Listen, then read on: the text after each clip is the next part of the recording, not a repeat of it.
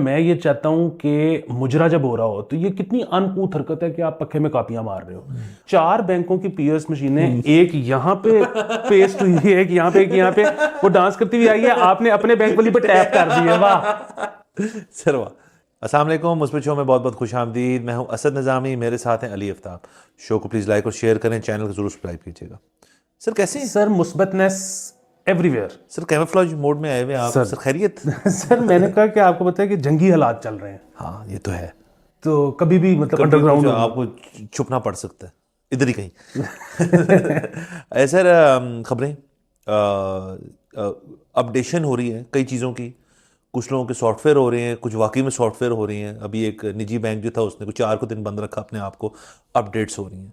तो एक state bank की तरफ से भी अपडेट उन्होंने करने की कोशिश चलाई है उन्होंने, कि जो करेंसी नोट्स हैं हमारे, वो अब आहिस्ता आहिस्ता जो है वो चेंज हो जाएंगे। उनके डिज़ाइंस और उनकी जो लुक है बेसिकली वो चेंज हो जाएगी। और ये उसके लिए एक आर्ट कंपटीशन भी हो रहा है। तो स्टूडेंट्स और दीगर जो आर्टिस्ट हैं उनको इनवाइट किया जा रहा है कि आप अपने अपने डिज़ाइंस भेजें। Cash prize first second third place के लिए, और आई थिंक मार्च तक इसकी डेट है। तो ये ठीक है। इससे कुछ लोगों को ये लग रहा था कि ये पिछले नोट्स जो हैं ये ख़त्म हो जाएंगे, और ये जो ब्लैक मनी वाइट मनी वाली सारी डिबेट थी उसके ऊपर है। लेकिन उन्होंने कहा कि ये 2 साल में नए करेंसी वाले इन होंगे, वो आहिस्ता आहिस्ता फेज आउट होंगे और वो चलते रहेंगे। सो साइड बाय साइड ये चलते रहेंगे नोट्स। ये बिल्कुल पहले तासुर यही कायम हुआ था कि शायद डीमोनेटाइजेशन वाली पॉलिसी है, और जाहिर है वो तो इन्होंने अनाउंस किया था कि इंडिया की तर्ज पे नहीं होगा कि आप सुबह उठे हैं तो चल नहीं रहा, हम आपको टाइम देंगे। लेकिन बहरहाल ये किसी सूरत भी डीमोनेटाइजेशन नहीं, और मैं यही परेशान हो रहा था कि ये कैसे हो सकती है। उसकी वजह ये है कि यहाँ पे तो तासुर ये कायम है, लोग ये कहते हैं, हमें तो नहीं पता कि यहाँ पे तो जो मतलब ब्लैक मनी वाले हैं उनके मतलब कोई रियासत थोड़ा बहुत उनका ख्याल करती है, तो इस तरह से उनको नहीं किया जा सकता। तो बाकी ये है कि ये बेसिकली वो होगा कि पुराने नोट भी चल रहे होंगे, नए नोट भी चल रहे होंगे। और वो आपको पता है ना कि एक नोट ज़ाहिर है उसकी एक लाइफ होती है, तो वो जैसे जैसे ख़राब होता चला जाता है तो फिर वो दोबारा प्रिंट होता है। हाँ जी। अब के बरस होगा ये कि वो दोबारा प्रिंट जब होगा तो वो नए डिज़ाइन में होगा, पुराने में नहीं होगा। और जहाँ तक ये बात है लोगों से मांगने की डिज़ाइन, तो ये इंगेजमेंट का तो बड़ा अच्छा तरीका है। बाकी मेरे ख्याल में डिजाइन ये खुद ही कर लें तो बेहतर है। उसकी वजह ये है कि वो जिसने जाली बनाने हैं वो फिर एक स्टेप क्लोजर होगा कि वो डिजाइनर को जाएगा कि डिजाइन तो दियो ना, फिर मटेरियल बाद इकट्ठा करने हैं। हाँ बट ठीक है सर, ये अच्छी चीज़ है। मतलब करेंसी नोट्स में देखता हूँ हमारे, तो एक तो हमारा साइज़ जो है वो थोड़ा सा मुझे ऑड लगता है। वो लंबाई में जैसे पाउंड तो हर लिहाज से बड़ा होता है ना, आई थिंक जो डॉलर वाला साइज़ है ना वो ज़रा अच्छा, ज़रा मैनेजेबल है। हमारा ज़रा लंबा हो जाता है नोट, बट चले ठीक है। होपफुली मैं चाह ये रहा हूँ लेकिन कि सिक्योरिटी फीचर्स जो है ना इसके अंदर फिर वो इन्हांस करें ज़रा, बंदा कि जाए तो नोट ज़रा, अब तो कैश की वैसी एक फील होती है। अब बहुत यूज टू हो गए मुझसे, तो ये नई चीज़ आ रही है, अच्छी बात। बिल्कुल, वो जो हमारे पुराने नोट थे ना वो तो बहुत ही वाहियात थे, वो पाउंड टाइप थे। तो वो शुक्र है वो उन्होंने काम किया। अब इसको जो है ना, इसका साइज जिस तरह लेंथ में आप कह रहे हैं वो भी छोटा करने की ज़रूरत है। इजी टू कैरी, खर्चा भी कम आएगा उसमें, तो ये आपकी बात बिल्कुल ठीक है।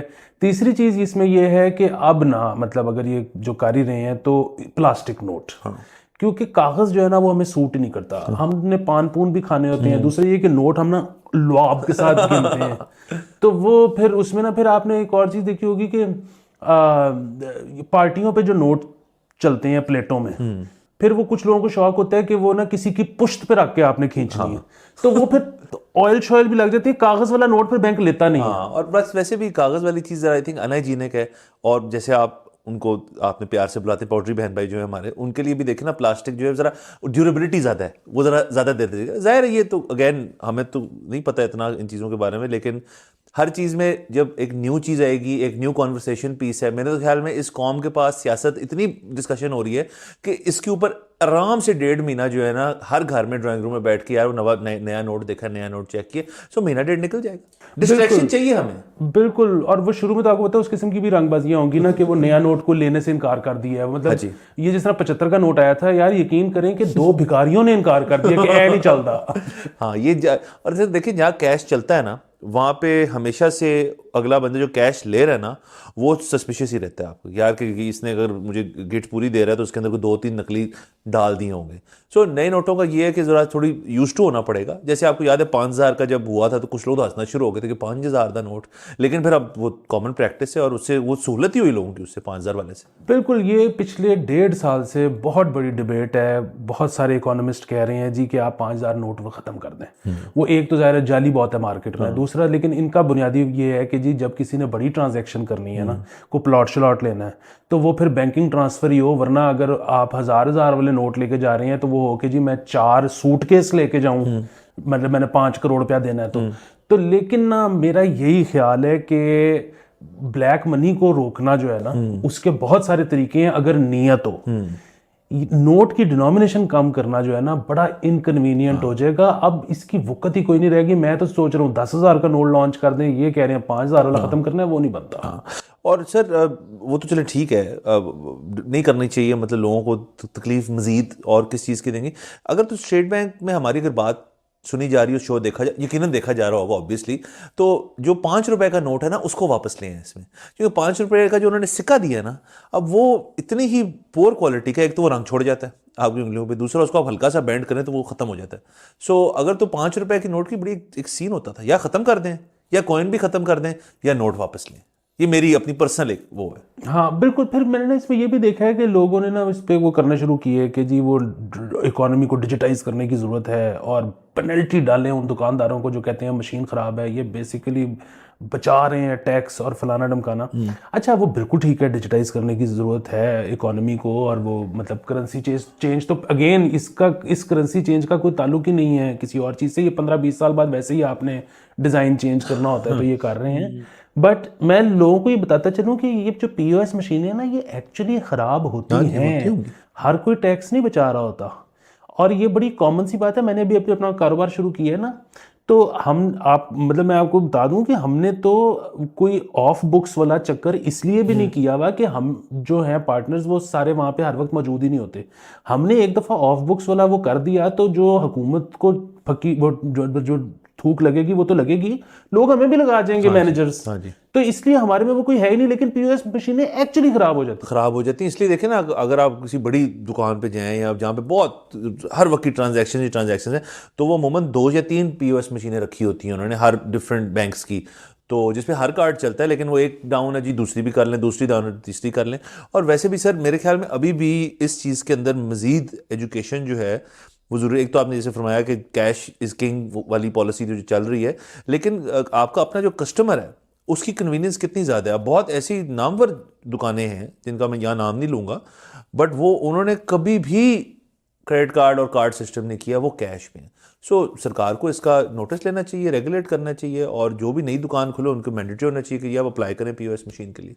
बिल्कुल। और इससे मुझे वो भी याद आया, वो जो एमनेस्टी स्कीमें हर थोड़े दिन बाद आती हैं जी, तो अभी शायद ये नई हुकूमत आ रही है, ये भी हर नई हुकूमत लेके आती है सर। ये टेस्टिंग फेज होता है एमनेस्टी स्कीम। तो उसमें ना मैं बड़ा एडमायर करता हूँ उन लोगों को। हालांकि वो होता है कि जी आपने प्लॉट करवाना है तो 4% पे करवा लें, कैश करवाना है 2% पे करा लें, कुछ इस तरह का 2-4% से ऊपर नहीं होता। लेकिन उसमें ऐसे शहजादे वो कहते हैं नहीं कराना। हाँ। ये नहीं कैसे खूबसूरत बात है सर। वो बस एक बड़ी सोच के मालिक हैं और वो कॉन्फिडेंस से रहते हैं ज़िंदगी में अपने। हम वैसे नहीं हैं। लेकिन ये तो आपने जिक्र कर दिया प्लॉटों का और उसका, लेकिन आप फॉरेन अकाउंट्स भी एमनेस्टी में डिस्क्लोज करते हैं। बड़े लोगों ने अपने जो पैसा बाहर पड़ा है उसके ऊपर आई थिंक टैक्स रेट थोड़ा ज़्यादा होता है, वो भी बहुत लोगों ने अपना डिक्लेयर किया हुआ कि जी मेरे पास हैं और बस वो हैं, ठीक है अब चल रहा है। बट सर एमनेस्टी का थोड़ा सा डरते भी हैं लोग, शायद ये वजह क्योंकि पता कुछ नहीं होता। वो कहते थे ऐसी एयर टाइट हमने एमनेस्टी स्कीम बनाई है कि अब से लेके आइंदा तक आपको कोई कुछ नहीं कह सकता। इस मुल्क में कोई भी किसी को किसी भी टाइम कुछ भी कह सकता है और कुछ भी कर सकता है। सो इस चीज़ से थोड़ा डरना चाहिए। बिल्कुल। हर नई हुकूमत आके कहती है कि अब से क्लीन स्लेट है, हम पीछे जो हुआ हम नहीं मानते, अब से होगा जो होगा। सो एक ये मसला, और दूसरा इससे भी बड़ा एक और मसला है, लोग ये बताने नहीं चाहते कि हमारे पास कितना पैसा है, क्योंकि फिर आप क्लाइंट बन जाते हैं। हाँ, आप कुछ उसी कल परसों ही मैं देख रहा था कि कोई इंडिया के हवाले से कोई पॉडकास्ट के ऊपर एक बंदा बैठ के ये बात बता रहा था, कहता है कि जो इंडिया के सबसे रिचेस्ट लोग हैं ना जो सामने आते हैं, असल में वो रिचेस्ट नहीं है। आपको पता भी नहीं होगा, वो बंदा आगे उसने चप्पल पहनी होगी, वो आगे सामने आके बैठा होगा, उसकी नेटवर्क आप पूछेंगे आप बेहोश हो जाएंगे। सो जिसने सर कमाई जा रहा है ना वो मीडिया पे नहीं आता, वो कहता है हम पीछे ही रहते हैं। सादगी। और वो 16% GST भी दे देता है। वो कहता है कि जेड़ा 10% तुसी कार्ड ते मैनू बचा हेलो। चलिए ये तो अच्छा है। अगेन इसमें तो सारी बातें ही मुस्बत ही थी, बिल्कुल मुस्बत थी। और अब मुझे तो ये भी लगता है कि देखें, आर्ट्स एंड कल्चर को भी ना हमें इंडस्ट्री बनाने की ज़रूरत है, ताकि वो भी इकोनॉमी का हिस्सा डिजिटाइज बन कर सकें। मतलब मैं ये चाहता हूँ कि मुजरा जब हो रहा हो तो ये कितनी अनकूथ हरकत है कि आप पक्के में कापियां मार रहे हो। वो बच्ची डांस करती हुई है, पीओएस मशीन लेके आप ऐसे स्विप करें और वो आपकी वेल हो जाए। सर वाह, जिद्दत। और ये तो बेहतरीन आइडिया सर, ये और ये होना शुरू हो गया। तो आप सोचें इसके अंदर कि आप वेल जिसने करनी है और जो चाहता है कि यार मैं मौके पे ना मौजूद हूं लेकिन मुझे जो है वो पसंद है, वो घर से बैठ के कर दे। बहुत खूबसूरत। अच्छा, फिर ये भी है कि लाइव पे बिल्कुल 4 बैंकों की पीओएस मशीनें, एक यहाँ पे पेस्ट हुई है, एक यहाँ पे, एक यहाँ पे, वो डांस करती हुई आई है, आपने अपने बैंक वाली पे टैप कर दिया। वाह सर वाह सर, कितनी देखिए जिद्दत इसके अंदर आ गई। लेकिन चले ये आगे जाके देखेंगे कि इतना कुछ अगर हो सकता है इस मुल्क में तो ये भी हो सकता है। आगे चलते हैं, सियासत की कर लेते हैं थोड़ी सी बात। सनम जावेद जेल में थी, फिर रिलीज हो गई, फिर वही उसी आते ही बार वापसी अंदर। तो वो कंटेस्ट कर रही थी एनए 119 और बड़ा हीटेड मुकाबला होने को जा रहा था अगेंस्ट मरियम नवाज शरीफ। और उन्होंने काफ़ी मतलब वो उस तरह से, जब वो पीटीआई में ऑफिशियली नहीं थी तो उन्होंने काफ़ी मतलब एक्टिविज़म उस तरह से किया था कि सोशल मीडिया के ऊपर जाकर उन्होंने कहा जी ये शरीफ ऐसे हैं तो वैसे हैं, तो मरियम नवाज वैसी है, फलानी है। वो पीटीआई को कैंटीने खड़े हो गए, उन्होंने कहा यार ये तो ठीक सीन है। फिर जाहिर है वो जिना हाउस वाला जो वाक़या हुआ था उसके मद में वो उनको अंदर कर दिया था। और अब अलबत्ता पता ये चला है कि वो तीन जगहों से शायद उनके पेपर्स थे, वो फिर मुस्तरद भी हो गए थे, फिर कुछ सुप्रीम कोर्ट तक बात गई थी। एनीवेज लॉन्ग स्टोरी शॉर्ट, उनके वालिद साहब की तरफ से आया है ये बयान कि जी पीटीआई ने चूंकि ऑफिशियली उनको कैंडिडेसी का नहीं किया या कहा तो वो नहीं कंटेस्ट कर रही हैं elections. In fact I think NA 119 में कोई और शख्स हैं जो कि अब वहाँ से लड़ रहे हैं। तो ये मुकाबला हमें देखने को नहीं मिलेगा। ये बड़ा अनफॉर्चुनेट है। और उसकी वजह ये है कि पीटीआई को ये चाहिए था, वही बात कि यहाँ से पीटीआई का जो शख्स लड़ रहा है वो कोई इतना मशहूर बंदा तो है नहीं कि हमें उसका नाम भी पता हो। ठीक है, तो इन्हीं को लड़ने देते। एक मतलब कच्चे में रौनक ही हो जाती कि एक बंदा जेल से इलेक्शन लड़ रहा है और बाकी उस जो जिनको इन्होंने दिया है टिकट उनको कहीं और एडजस्ट कर लेते हैं। मतलब चले, सेनेट का तो अभी मसला है कि पता नहीं पार्टी इनकी है या नहीं रजिस्टर्ड, अब मतलब जो भी हो गया तो पता नहीं सेनेट की सीटें मिल नहीं क्या है। हाँ, लेकिन वही बात है कि किसी बाय इलेक्शन का वादा कर लेते, कुछ और कर लेते, ये जरा शुगल लग जाना था अगर ये होती तो।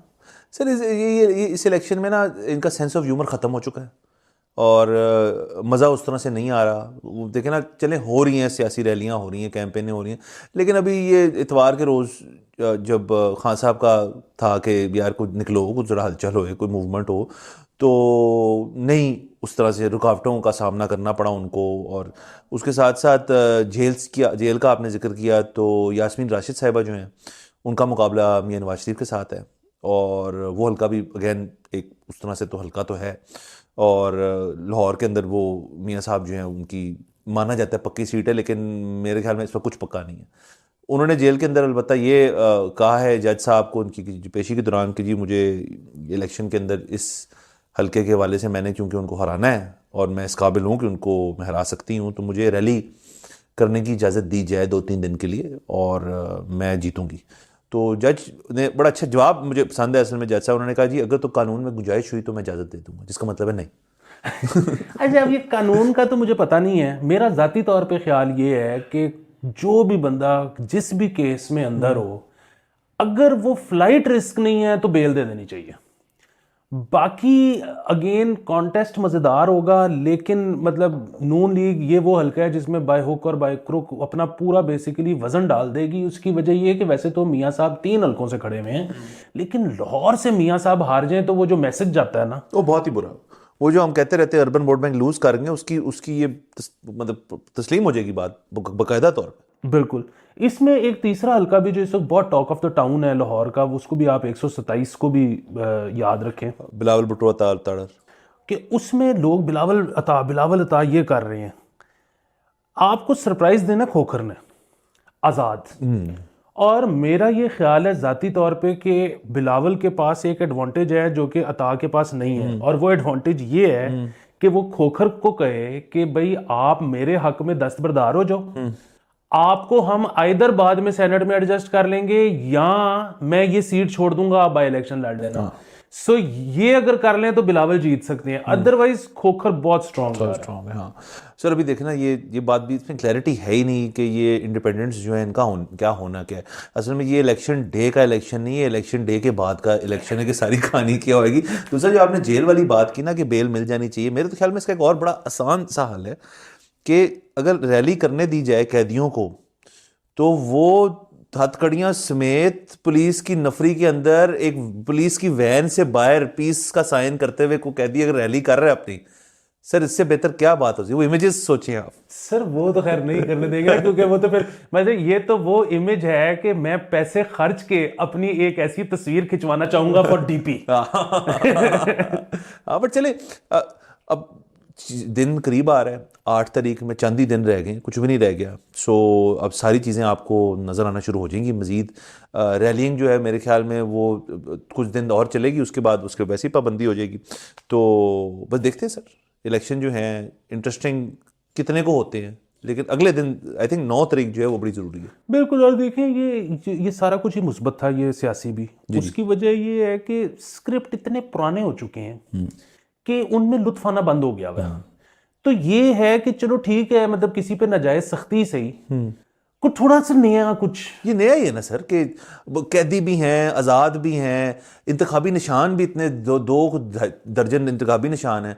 सो बड़ा इंटरेस्टिंग होगा। चलें बहरहाल ये आज के लिए इतना ही। खबरें तो ज़ाहिर ख़त्म नहीं होती, बट अगले एपिसोड में आपसे इंशाल्लाह फिर मुलाकात होगी। खुदा हाफ़िज़।